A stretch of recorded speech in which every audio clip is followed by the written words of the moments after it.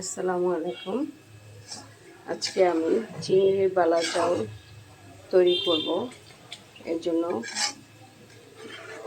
চিংড়ির বালা চাউল তৈরি করতে পেঁয়াজের বেরেস্তা লাগবে।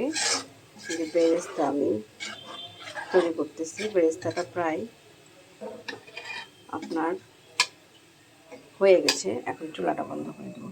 ঠিক এরকম কালার হলে চুলা বন্ধ করে দিতে হয়, বাকিটা তেলে গরমে হয়ে যাবে। বন্ধ করে দিলাম। এখন কালারটা চলে আসবে, উঠাইতে উঠাইতে কালার খুব সুন্দর একটা কালার আসবে।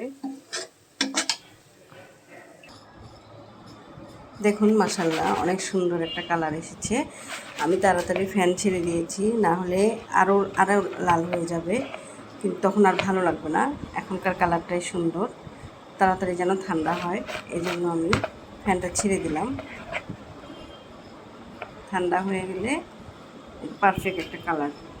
আর এই কালারটা না হলে যদি আর একটু বেশি ভাজা হতো তাহলে কিন্তু আপনার পেঁয়াজটা তিতা করবে, স্বাদ হবে না, স্বাদটাই চেঞ্জ হয়ে যাবে।